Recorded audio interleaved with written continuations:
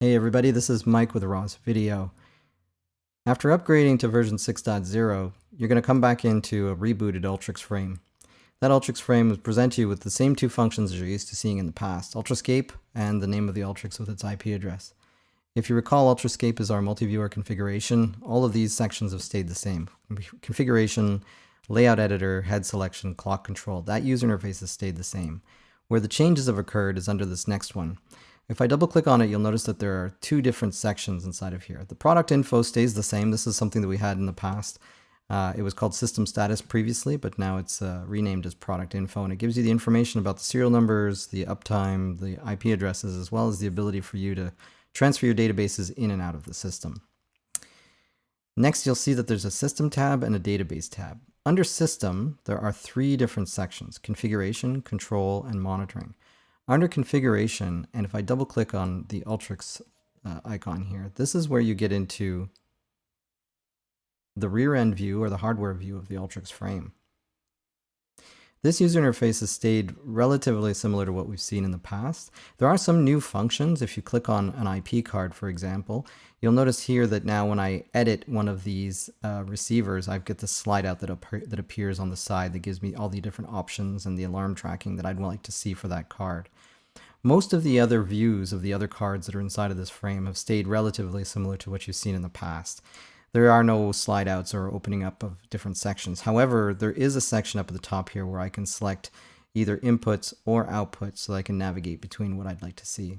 Typically, in this user interface, what customers like to do is just click on an icon of the output or the input that they're interested in navigating to, and that will bring you directly there inside of the user interface. The rear end view or the hardware view is really the easiest way of seeing the current status of all the signals that are coming into your frame.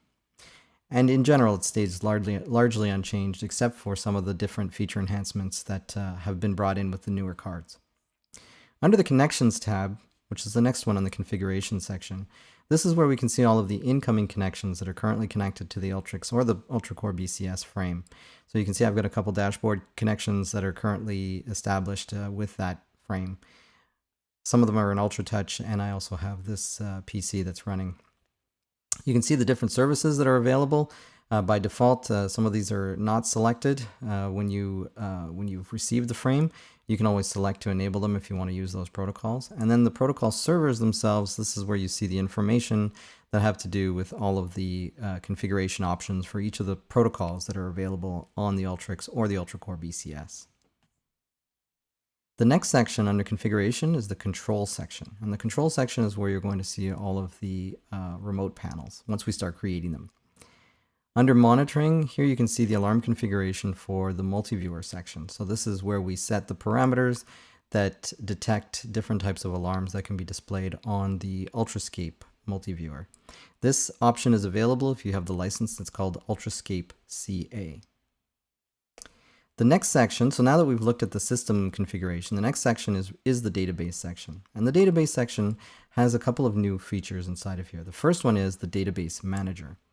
Database manager is where we decide which of the databases that are currently loaded on the frame are going to be used actively on the system. So in your system today, with the Ultrix that exists prior to 6.0, any database that was loaded was active.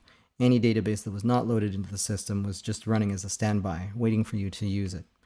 In this instance, we can actually have multiple databases loaded inside of the system and decide which one is going to be active, which one's going to be inactive.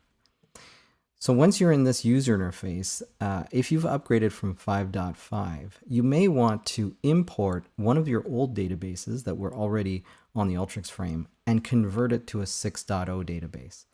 That's this legacy database button that's here. And what it's going to do is going to look at your frame, look at the different databases that are in there, and allow you to import them into your system as a database that's available for 6.0. So essentially what this is doing is it's converting a 5.5 or previous version of Ultrix to a 6.0 version of Ultrix. This operation could take a couple minutes. Once it's gone through the process and it's finished converting that database, it'll be available for you to select inside of this user interface here.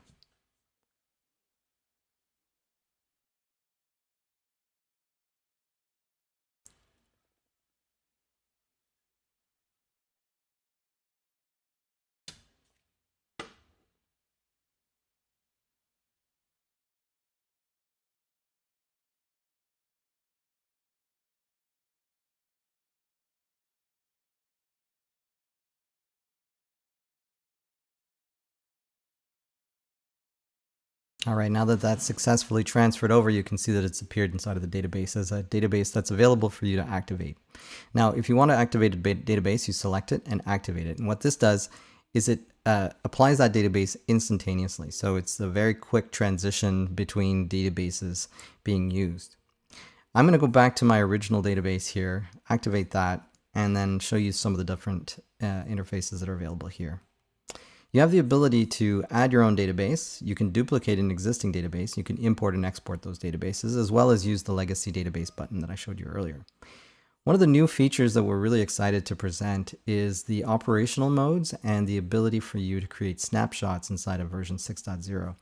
The autosave mode will create a snapshot at the frequency that you've put in here to basically create a snapshot detail of what happened in the past, so that if you do make a mistake or if you need to go back to a previous version, you can go back to the previous version in intervals that you've decided here. So 10 minutes, 5 minutes, 3 minutes. It really depends on how quickly you work. 15 is the default, and what will happen here is whenever I make a change, it'll create a snapshot, and then 15 minutes after that, it'll make another snapshot, and then another one, and it'll retain 5 snapshots within this user interface so that I can come back to it at any time. I can also create manual saves. Manual saves, what this will do is, coming back to autosave. Autosave also means that I no longer have to hit the apply button anytime I make a change. It's going to automatically do that for you.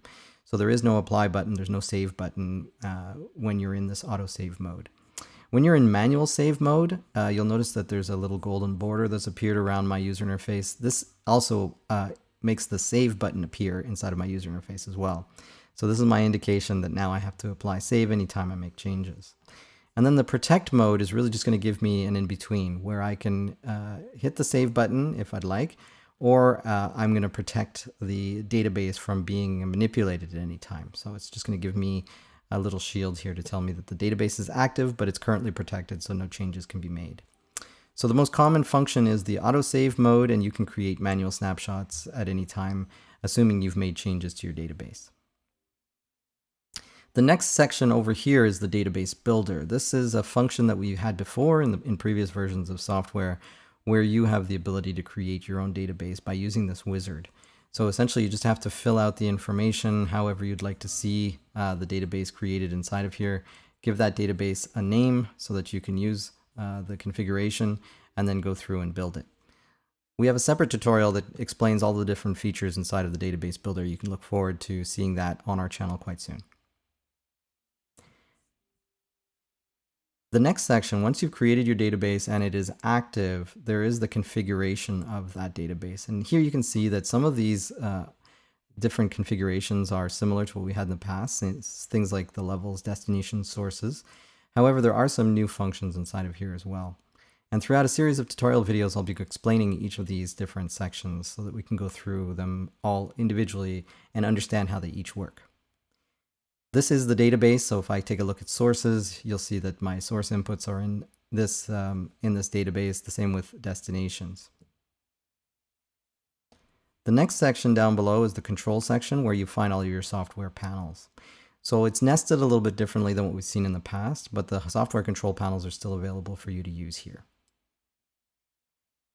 All right, so that's a quick overview of what's available inside of the new user interface with Ultrix version 6.0.